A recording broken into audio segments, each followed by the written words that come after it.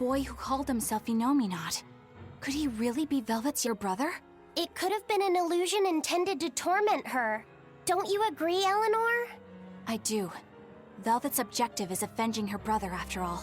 We've all seen how strongly she feels about it. I find it hard to believe that the one so dear to her is still alive. I don't know what powers Inominat possesses, but I think that really was her little brother. Velvet was able to see past Melchior's illusions, but look at her now. I just don't want to believe that the real Laufey could do such a thing. Could it be possible that Inominat was reborn brother's body? I don't know. But if that was the case, I'm not sure Velvet would be in so much agony.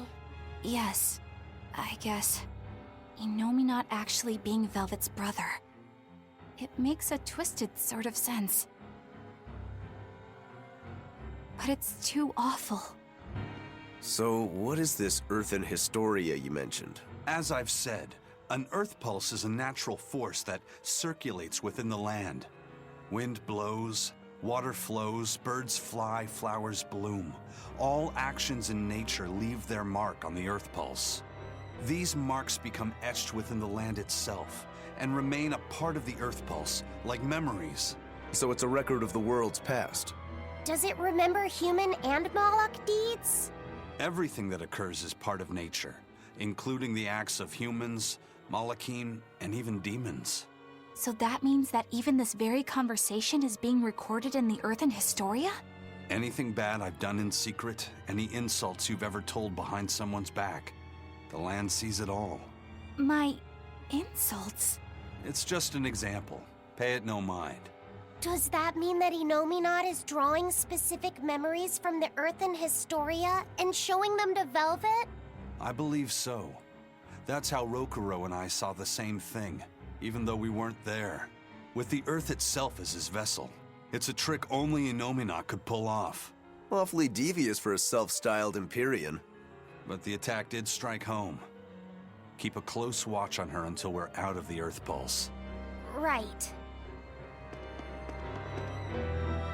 Velvet's psyche took a heavy blow there. Yes. She's in rough shape. How long do you think she'll last? What do you mean? Just what I said. Remember, hardness alone won't save you from breaking. If she keeps being shaken up like this, she won't be able to handle it.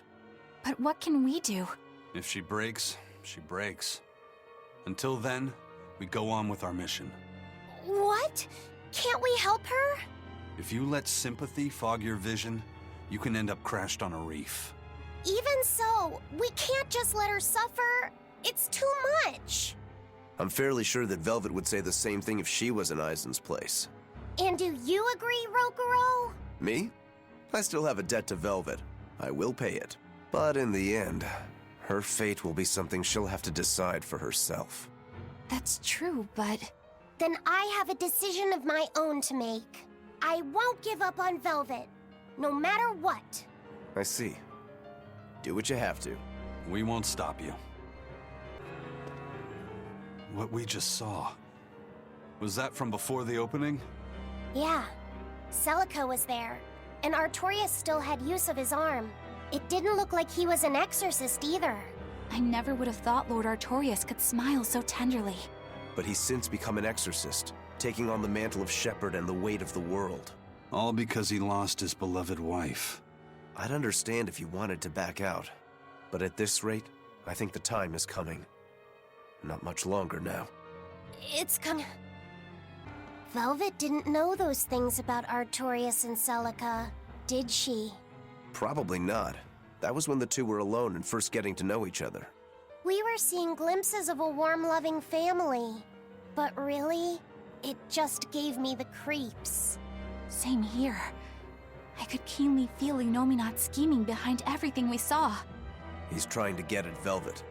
I think she used to truly love Lord Artorias. Having that happy past thrust in front of her at a time like this must be tearing her apart. Probably. But a demon like me wouldn't understand. What Velvet is going through is horrible. Even as a human, I can scarcely imagine what it must be like. But I approach it, just a little bit, because like her, I was his pupil. Artorias said he needed 2 types of malevolence to awaken Innominat. The illusions at a ball, making sure we knew about the attack on Titania, and Innominat appearing as her brother. If all of that was planned to extract the malevolence from her, we'd all better brace for worse to come. That was the day all of this started, wasn't it? Yeah, the opening. Innominat was halfway revived and demons became visible to all. His power also robbed almost every Moloch of their free will that day. I never imagined that Lord Artorias' quest to change the world was so steeped in tragedy. The villagers should have never sold them out to those bandits. It was cruel, yes, but nothing remarkable. People are capable of anything when under pressure, even more so when they can do it under the mantle of the greater good. Velvet's family was probably the furthest outside the village circle that night. That's pure selfishness. Humans are selfish creatures. You should be aware of that by now. That's why you said what you said just now, even if you didn't know it. Artorias' quest to change the world, not Artorias' quest to save humanity. I mean no disrespect. It's just an observation. A man with the power to change the world turned his back on the potential of humanity, maybe the biggest tragedy of that night. The savior of the world lost all hope in its people. Eisen, you said a human soul can be reborn as a Moloch given the right trigger, right? Is that something that happens frequently? I'm afraid I don't have an answer for that. We know that humans are sometimes reborn as Molochim, but not how or why. It's more likely among people with greater resonance, but the process is still a mystery. Huh.